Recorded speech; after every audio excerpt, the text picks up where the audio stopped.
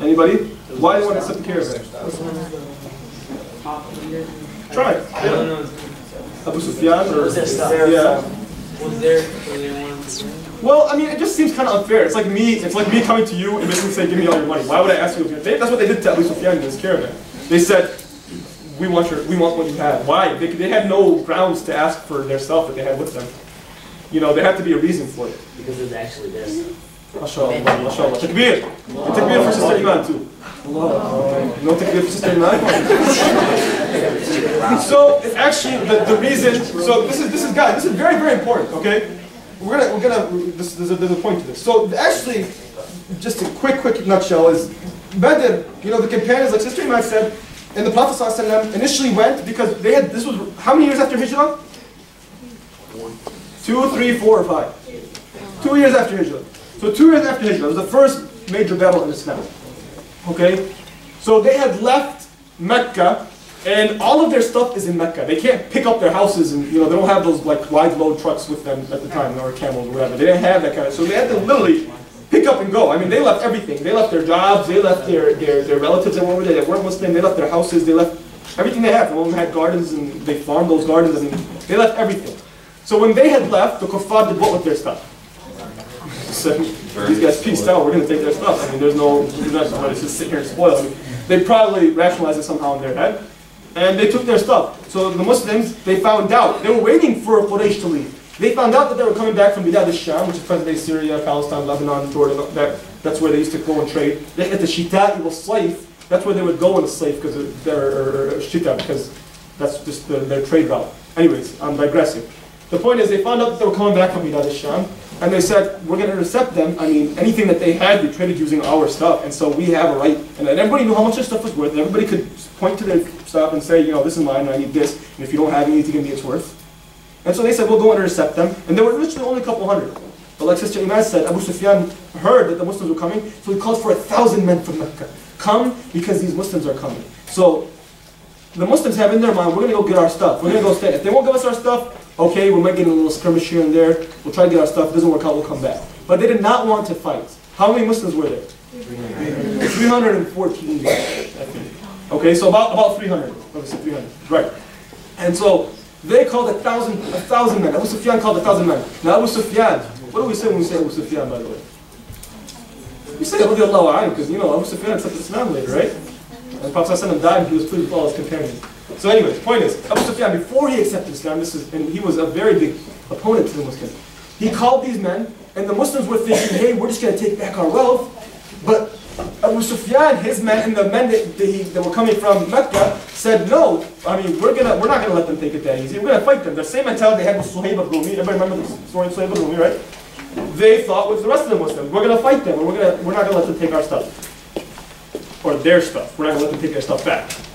And so, I mean, the Muslims obviously found out that eventually, and this is mentioned in the Quran, you know, Allah subhanahu wa ta'ala says that you wanted just to, you wanted something that wasn't really hard.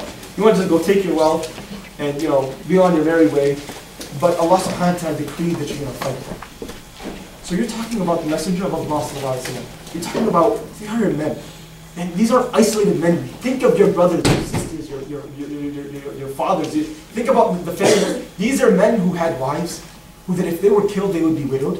Had children, if they were killed, they would be orphaned. Had parents, if they were killed, their parents would cry over them. And they were going to get their stuff back. And they were going back to get what was rightfully theirs. So put yourself in that position. Again, what kind of vision? We haven't switched yet. What kind of vision? Very worldly vision. Put yourself in that position. What kind of situation is this for all of them? I mean, it's a pretty crazy situation. It's a messed up situation. It's a pretty bad situation. I mean, to put it politely, it's a very bad situation. Messed up. Very messed up situation. And we're going to put our lives on the line to get back what's rightfully ours. It's like you taking my iPhone from me and saying, I'm not going to give it back to you, or I'm trying to take it back from you, you pull out a gun, you want to kill me. I mean, it's a silly example, but that's how messed up it is. It's laughable. I mean, this is our stuff anyways. And they could be killed. And some of them were killed. May Allah subhanahu wa ta'ala accept them, accept all of the people who are dying right now in the Muslim world. They'll say Ameen.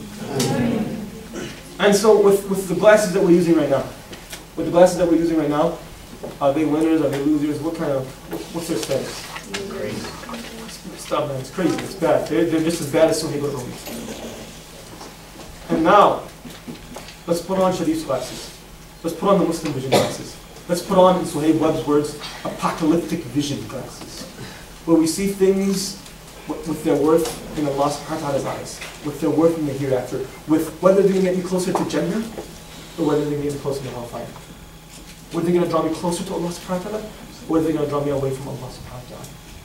Suhaib al-Rumi, everybody remember the story of Suhaib al-Rumi? He went back and they left him alone. And there's something to be said about that, by the way. The fact that they left him alone, and look how trustworthy they were. They didn't even ask him. If it was today, they would say, hang on, let's go check. If your wealth is really where you're telling us it is, and we'll come back and we'll let you go. They knew he was telling the truth and they let him go. So he went back to Medina. Or not back to Medina, he eventually, alhamdulillah, completed the migration to Medina. And what did the Prophet say? He said, Rabiha sallallahu alayhi wa sallam. Everybody say sallallahu alayhi wa sallam. He said, Rabiha al-bay'a agayatu. Rabiha al-bay'a.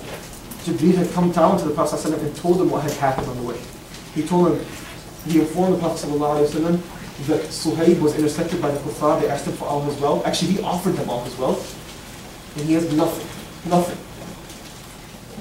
And so he's coming to the Prophet ﷺ, a man that has zero, zilch, nothing. Despite that, the Prophet ﷺ says, that was the best, that was the winning transaction. I mean, you gained so much from that. You lost everything. How did you gain? I mean, you have nothing. You don't have food. You don't have a camel. You don't have anything. I mean, how did you gain, Suhaib?